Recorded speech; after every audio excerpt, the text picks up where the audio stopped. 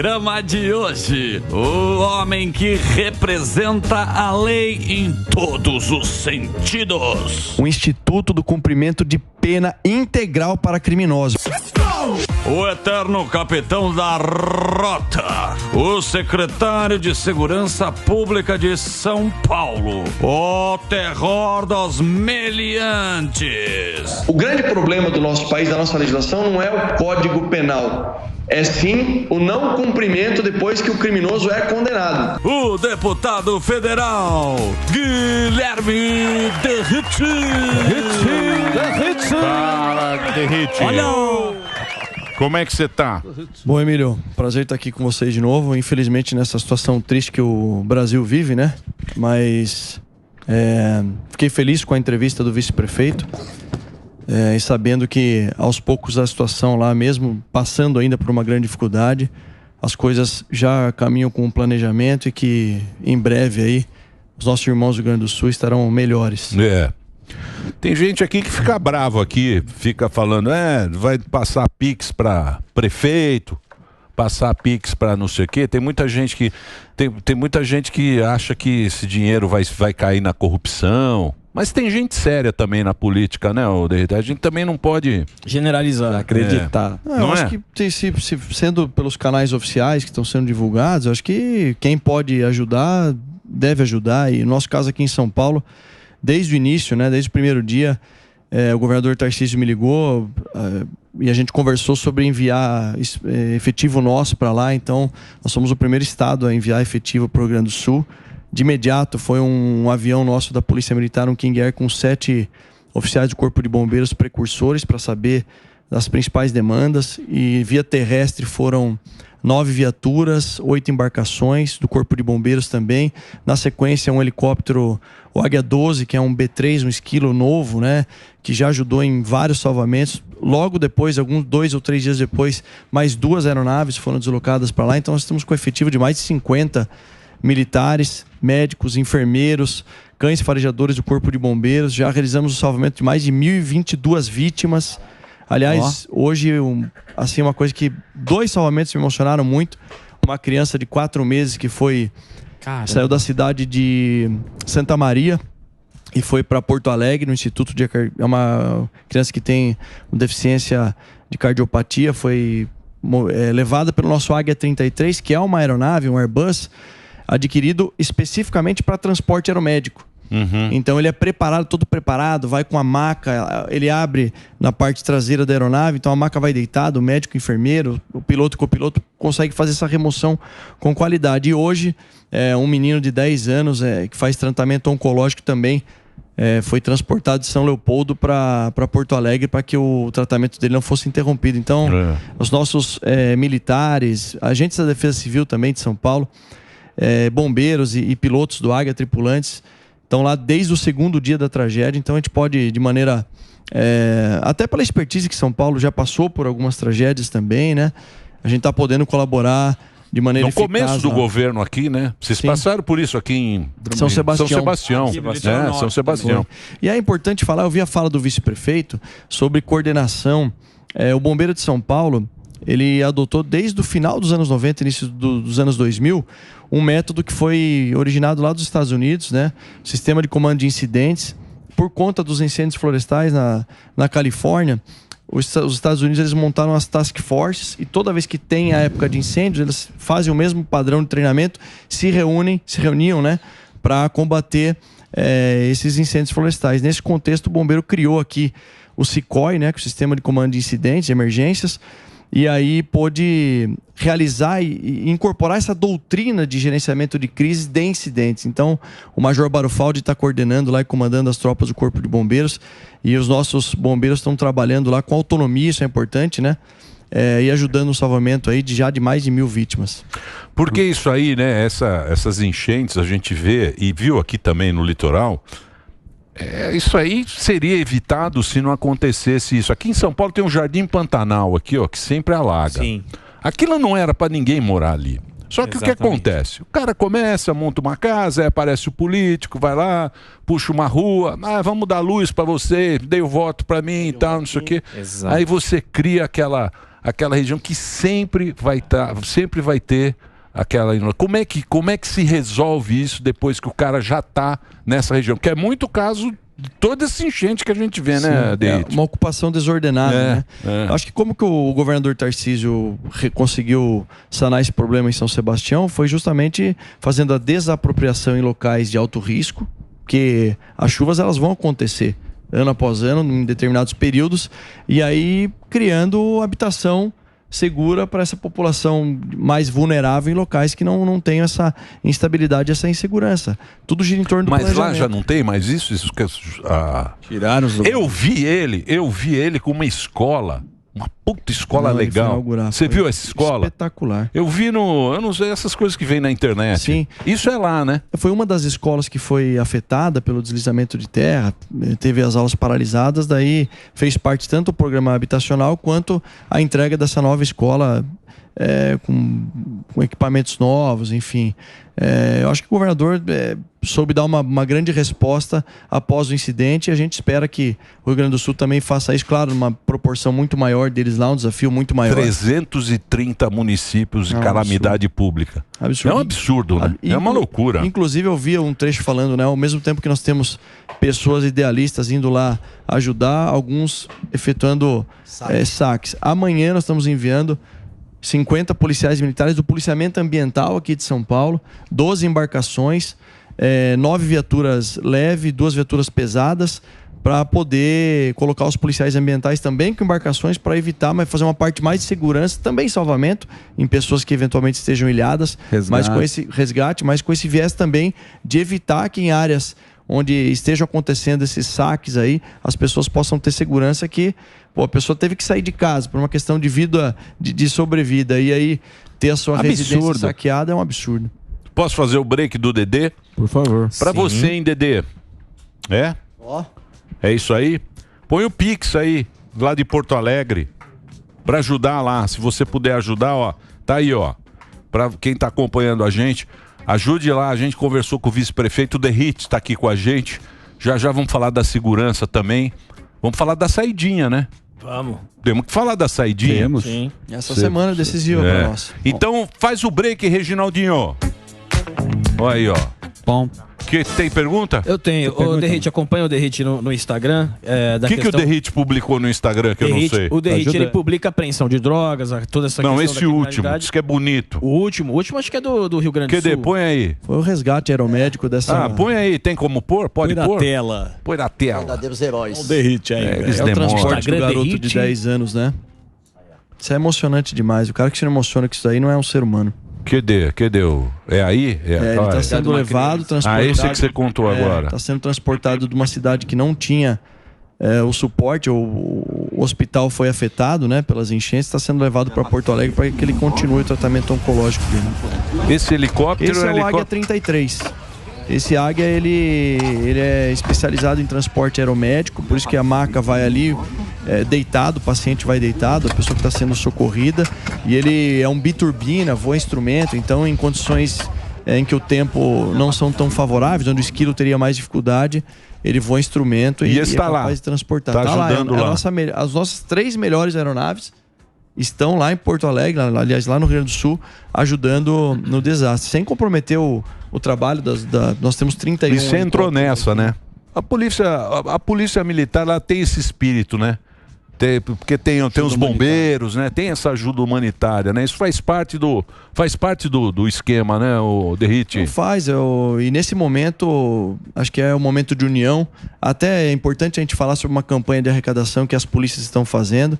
Então a DEATUR, que é a Delegacia Especializada em Turismo, da doutora Fernanda Herbella, está arrecadando alimentos nas delegacias, no aeroporto de Congonhas, Guarulhos, Viracopos, e a Polícia Militar colocou como ponto de arrecadação de mantimentos, de materiais, o quartel da Rota, por ser fácil localização ao lado do metrô, e a gente repassa tudo isso para o Fundo Social do Estado de São Paulo. Então, tá todo mundo aqui ajudando e, enfim, além dos policiais, dos bombeiros que estão lá no Rio Grande do Sul, trabalhando incansavelmente. Aí são alguns resgates que estão sendo mostrados aí, realizados pelas nossas aeronaves, pelas equipes do Comando de Aviação da Polícia Militar. Ô, Derrite, falando aqui de São Paulo, o que eu ia perguntar para você é que você postou no Instagram os números da produtividade de São Paulo esse ano, né? Que são mais de 162 mil infratores presos, 252 toneladas de drogas apreendidas, 40 mil veículos recuperados e cerca de 10 mil armas ilegais. Aí você termina, onde você fez um desabafo, você termina o post falando que enquanto não tivermos a legislação eficiente, o que seria a legislação eficiente, Derrite? O que a gente vê no Brasil não sei se vocês lembram, é fácil entender aquela porta giratória que alguns hotéis ainda possuem. O sistema de justiça criminal no Brasil é um sistema de porta giratória, onde a polícia, infelizmente, muitas vezes acaba enxugando gelo. E não estou fazendo crítica nenhuma ao Poder Judiciário, não, é legislação. É falta de segurança jurídica para aquele criminoso que comete um delito, ele seja responsabilizado por isso, pague pelo crime que ele cometeu, em especial aqueles criminosos que pertencem a organizações criminosas. Não é aceitável em um país civilizado do mundo, que tem uma democracia enraizada, que um criminoso que pertence à organização criminosa, ele realiza um tráfico internacional de drogas e cumpre um período pequeno de prisão após um longo trabalho de investigação por parte das forças policiais. E essas estatísticas são referentes ao ano de 2023, né? Onde nós batemos todos os recordes de produtividade policial. Boa. E o mais importante não está aí. Acompanhado desse recorde de produtividade policial, foi o ano em que houve o menor número de homicídios da história do estado de São Paulo. O estado de São Paulo voltou a ser o estado com o menor número por 100 mil habitantes. Voltamos a superar Santa Catarina com um número inferior a muitos estados dos Estados Unidos, inclusive. E você estava falando da parte da saidinha, né? Que a gente ia tocar nesse assunto. Sim. Você acredita na reabilitação? Porque soltaram o Nardoni com esse recurso, né? Deram esse argumento. E aí o cara que tem um bom comportamento, supostamente, ele não vai cumprir a pena inteira. O que você acha? No projeto de lei, que na verdade se tornou a lei aprovada, né? Agora com esse trecho que a gente precisa derrubar o veto do presidente da República, são 3 coisas importantes, né? Primeiro, você aumenta a possibilidade de uso de tornozeleira eletrônica em outros regimes de cumprimento de pena, regime aberto, por exemplo. Só em São Paulo são 198 mil ou 200 mil indivíduos cumprindo pena em regime fechado e mais de 300 mil no estado de São Paulo cumprindo pena no regime aberto. Mapeia o bandido, né? Exatamente, possibilita usar a tornozeleira para o regime aberto. E a gente vai dificultar a progressão de regime de cumprimento de pena. Esse é o objetivo. Por quê? Porque exige para progredir de regime apenas bom comportamento. E o que é o bom comportamento? Então, e o líder de organização criminosa, ou aquele que pertence, ele sempre vai ter um bom comportamento no sistema prisional. O que nós estamos colocando? O projeto foi aprovado já. Isso já foi aprovado e não foi vetado.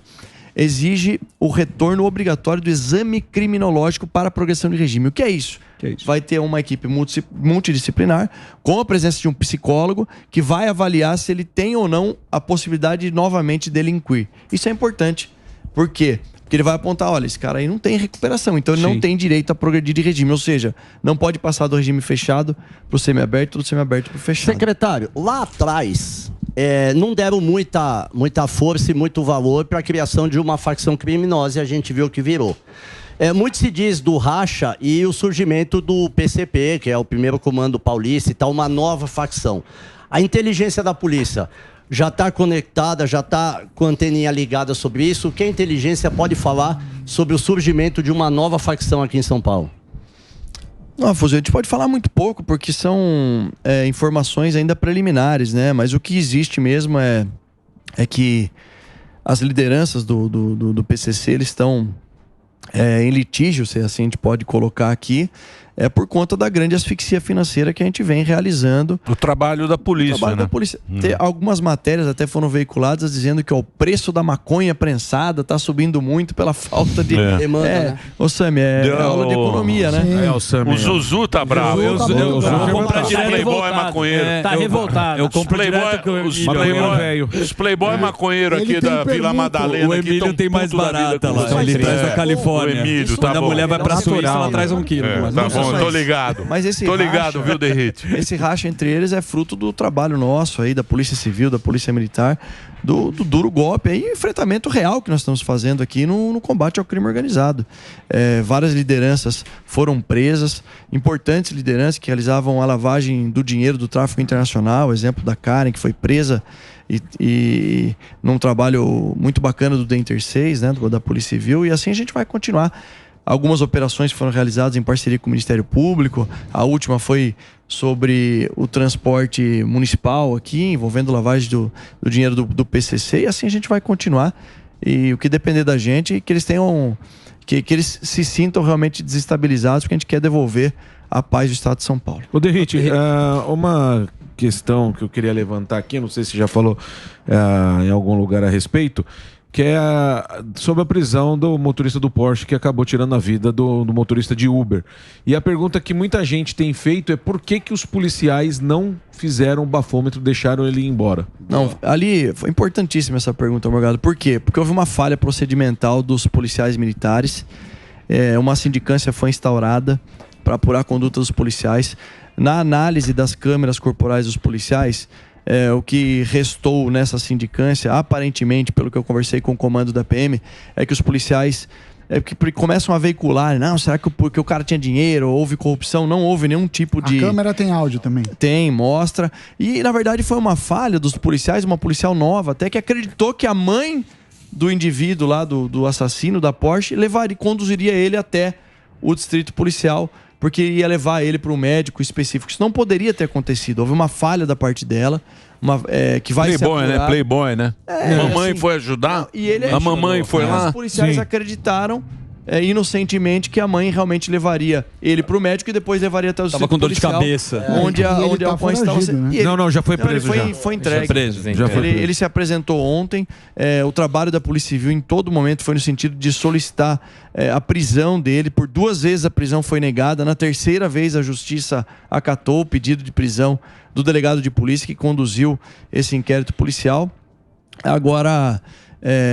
nos resta investir mais no treinamento dos policiais para que eles possam reduzir esses erros cometidos, mas não houve por parte dos policiais no que restou apurado lá nenhuma falha de conduta de índole moral ali, de querer ajudar, pelo contrário, uma falha em acreditar na mãe do indivíduo que tirou ele da cena do crime. E como que é o trabalho da polícia para fazer, porque assim, que nem o Emílio falou, a opinião pública sempre coloca assim: só liberou porque era um cara de um Porsche, porque tinha dinheiro, porque era um playboy. Porque se fosse um outro tiozinho dirigindo sei lá, uma areia, se fosse o contrário, inclusive, não teria esse alívio, né? E como que a polícia trabalha nessa imagem que muitas vezes acaba passando por situações como essa? Não, isso é muito ruim para a imagem institucional da Polícia Militar, nesse caso. Porque, de fato... a gente até entende como natural as pessoas falarem dessa maneira, né? Agora, o mais importante primeiro, a instauração da sindicância para apurar a conduta dos policiais e, eventualmente, a punição deles se restar comprovada a falha procedimental. E, no segundo ponto, a Polícia Civil solicitando a prisão dele por 3 oportunidades e o indivíduo preso. Hoje ele está no CDP. Acho que passa hoje pela audiência de custódia. Inclusive, a gente espera, eu como cidadão, não como secretário, espero que ele permaneça preso. A melhor maneira é dar uma resposta técnica após esse erro por parte dos policiais. Ô, Derrite, deixa eu falar um negócio com você aqui, que é o seguinte, que é uma coisa que eu não consigo... Acho que a população... Tem que ir embora? O que você está olhando? Não, tô tranquilo. Quer ir embora? Bebendo água. Tem aí, pô. De inglês. Para fazer. É um negócio que a gente não consegue entender. Por exemplo, a segurança. Eu acho que é o ponto principal do Brasil, é a segurança. Concordo. É o que as pessoas mais querem, é sair na rua e não ter essa preocupação. Sim. Então você tem o cara que vai em cana, certo? Foi lá e prendeu o cara, ele foi para cadeia. O princípio é reeducar esse cidadão que está na cadeia. Ele está tutelado pelo Estado, ou seja, o Estado é responsável por aquilo. Quando o cara sai da rua e vai para a cadeia, é o Estado que cuida dele. Aí o Estado vem com um discurso bonito de ressocializar, essa pataquada toda, que é uma coisa meio antiga. Sim. Tá. Vem o negócio da saidinha, que seria o primeiro passo. Exatamente. Primeiro passo, a gente sabe que não vai resolver. Tá. Né? Vai amenizar. Isso. Vai resolver, mas é o primeiro passo. É falar, opa... É um atenuante. Aí o legislador vai lá, vota, vai e volta, e entra uma grana, e vai ter um negócio, e cara, fica um empurrando pro outro, empurrando com a barriga, e não sei também para onde vai isso. Só que ao mesmo tempo, a gente vê que vocês fizeram um trabalho aqui que a imprensa desce o pau em vocês. Se você olhar lá o que fala do Derrite, desce o pau em você, no governador aqui, no Tarcísio e tal, mas vocês foram lá e enfrentaram os caras lá em Guarujá, Baixada, lá na terra na Baixada, e não sei o que, saiu lá, fez todo aquele esquema. E a popularidade do governador nunca foi tão alta, talvez por aquilo, por enfrentar os bandidos, que vocês foram lá enfrentar os bandidos. Só que a gente vê o legislador nesse aspecto meio ficar sabonetando. Por que o cara não olhou e falou, não, é isso aqui que o povo quer? O povo está querendo segurança, o povo quer enfrentar o PCC, quer enfrentar os bandidos. Por que o legislador lá de Brasília não está vendo isso? Então, Emílio, a gente tem que... Aqui em São Paulo, e o governador Tarcísio tem consciência da responsabilidade que ele tem. Nós temos aqui, né?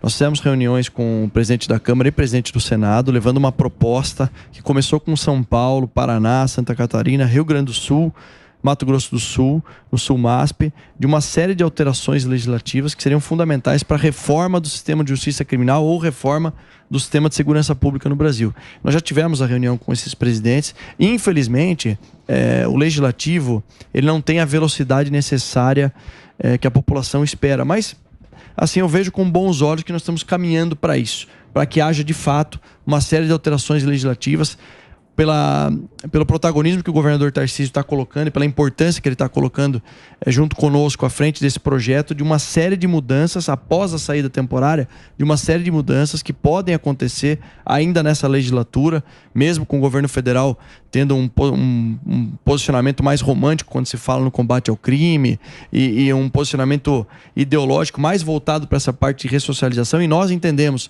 que o primeiro ponto, quando um criminoso comete um crime, é proteger a sociedade, por isso que ele está indo para a prisão, para que ele fique fora do convívio social. E num segundo momento, aí sim a gente pode discutir a ressocialização, até porque a gente espera, primeiro, que ele pague pelo crime que ele cometeu, de preferência integralmente ainda, a pena que ele foi condenado, e não com 1/6 da pena, como é a legislação. E essa é uma das propostas de alterações do período de cumprimento de pena. E, nesse contexto, ele volte para a sociedade para não ressocializar de fato. E qual é a melhor maneira? Através do trabalho, que ele aprenda um ofício, enfim.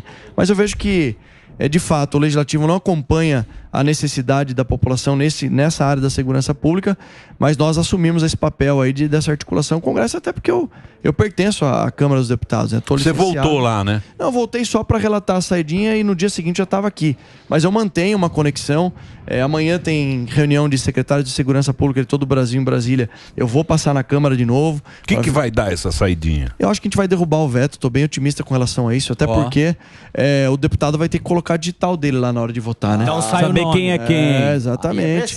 Então a população que sempre nos ajudou nesse contexto, eu peço a todos vocês que façam uma boa pressão em cada parlamentar, nos deputados federais, porque na quinta-feira, às 10 horas da manhã, o Congresso Nacional, numa sessão conjunta, vai analisar uma série de vetos do presidente da República, entre eles o veto 8 de 2024, que trata da saída temporária de preso. Nós precisamos derrubar esse veto para iniciar, como o Emílio falou aqui, um processo de mudança na legislação para a proteção da sociedade e o fim da impunidade no Brasil. Como ficou aquele subterfúgio da saidinha, que estava previsto se o cara estivesse estudando, ele podia sair e que podia abrir um leque para ter uma saidinha, mesmo sendo aprovada? Isso foi aprovado no Senado, numa emenda do senador Sérgio Moro, e eu fiz uma pesquisa aqui, dá cerca de 1% dos presos que cumprem pena no regime semiaberto estão abarcados ali naquele contexto. Hoje Mas no que consiste isso?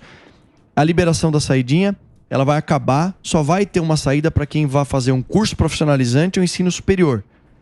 e ele só durante o período do curso. Ou seja, os 35 mil presos que cumprem pena no regime semiaberto, eles poderiam sair para estudar. Na verdade, eles já saem durante o dia e é obrigado a voltar para o sistema prisional para dormir. Ao invés de voltar às 19 horas para o sistema prisional, ele vai para a faculdade dele ou para o curso profissionalizante. Acabou às 10h30, às 11 horas, obrigatoriamente ele tem que voltar para o sistema prisional. E quais criminosos que podem ser abarcados por essa situação? Aqueles que não cometeram crimes hediondos, crimes com emprego de violência ou grave ameaça. Então é um número muito reduzido desses 35 mil que podem, e dentro desse número é um número muito reduzido que acaba solicitando.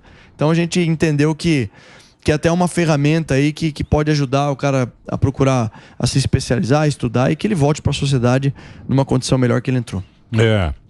É que essa história aí que você falou, né? É muito romântico, né? É muito romântico, contar, né? Bonito. Pra falar é bonito. E os países que adotaram uma política de tolerância zero, e não digo tolerância zero, ninguém tá falando aqui de pegar um indivíduo que foi condenado a 12 anos e jogar numa masmorra. Não é isso. Ele foi condenado a 12 anos, ele vai cumprir os 12 anos que ele, pelos crimes ou pelo crime que ele cometeu.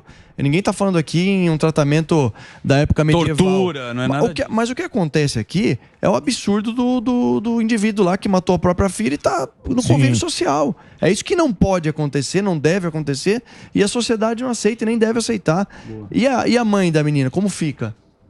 Acho que é Carolina, então, mas se não me engano. O dano dela é muito maior do que a pena. É que nessa balança, Sami, as pessoas têm que colocar que, em primeiro lugar, quem comete crime tem que pagar pelo crime que ele cometeu. E é para isso que serve o sistema prisional. Para aí depois a gente vai falar de ressocialização, dependendo do crime que ele tenha cometido. A raiz está aí. Exato, é isso. Aí você cria um prejuízo da pessoa, às vezes, da vida toda, e você tem uma pena frouxa, diminuída. É complicado. Exato.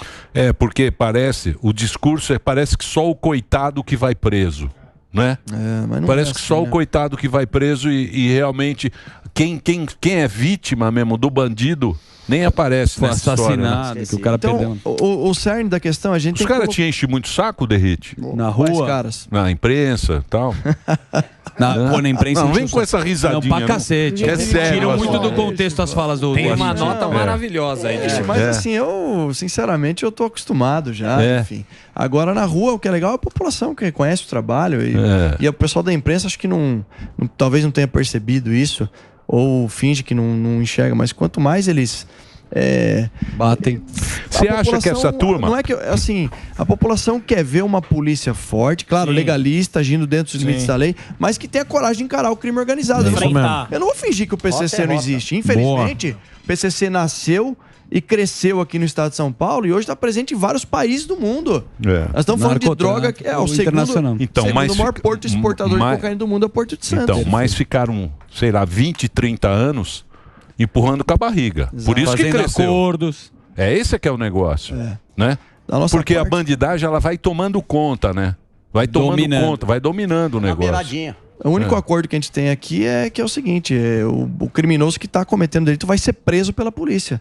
E se o criminoso optar em resistir à prisão, eu espero muito que os policiais saiam vivos, porque eles são os representantes do Estado, e entre a vida de um policial, um trabalhador, a vida de um criminoso que atira no policial, é óbvio que a gente torce sempre para que o policial saia vivo. E você acha que a opinião pública está mudando em relação a isso? Eu acho que a gente tem conseguido fazer com que a população comece a reverberar cada vez mais, que a população quer uma polícia tolerância zero, uma polícia legalista, como eu disse, mas uma polícia forte, que encare o crime organizado, e isso está nos ajudando a pressionar o Congresso a mudar a legislação, sem dúvida alguma. Isso tem reverberado. Seria bom a população respeitar a insígnia, né? Respeitar o... ter orgulho. Respeitar o... Na década de 70, exatamente. Esse bigodinho da Veraneio, né? Exatamente. Da baratinha. Respeitar o distintivo. Ô, Derrite. Ó o Derrite aí, ó. Aí, ó. O galã, hein, Derrite. Agora tá parecendo o Zuckerberg. O Nico mandou mensagem aqui, falou assim, manda um abraço pro meu chefe. O Nico mandou pizza ele não manda. Manda uma pizza pra nós, Nico. Um abraço pro Nico. O Nico é um privilégio poder trabalhar com o Dr. Nico, com 44 anos de polícia civil, uma referência. Sim. E é um grande parceiro, tem nos ajudado. E manja muito também, né? Não, ele tem polícia no coração e no sangue. Isso que faz a diferença. Isso que é bom. Eu acho que por isso que a gente se dá tão bem, a gente ama o que faz. E não aceita, a gente fica contente com uma simples vítima que entra em contato conosco falando, olha, meu celular foi roubado, por melhor que os índices estejam, todos os índices estão caindo no estado de São Paulo, mas a gente tem muito que fazer ainda para entregar uma segurança pública. Show. A gente vai ter inauguração de 11 bases no centro de São Paulo ainda esse ano. Reforço de efetivo já começou. Aliás, sexta-feira, a maior posse da história da Polícia Civil de São Paulo. 4.017 policiais civis tomaram posse no período da manhã, com a presença do governador, delegado-geral, e eu também estarei lá, doutor Nico também. Então a gente está aumentando efetivo, valorizando as carreiras e o uso da tecnologia. E no final da gestão, vocês podem ter certeza que São Paulo vai estar muito melhor. Boa. Bonito.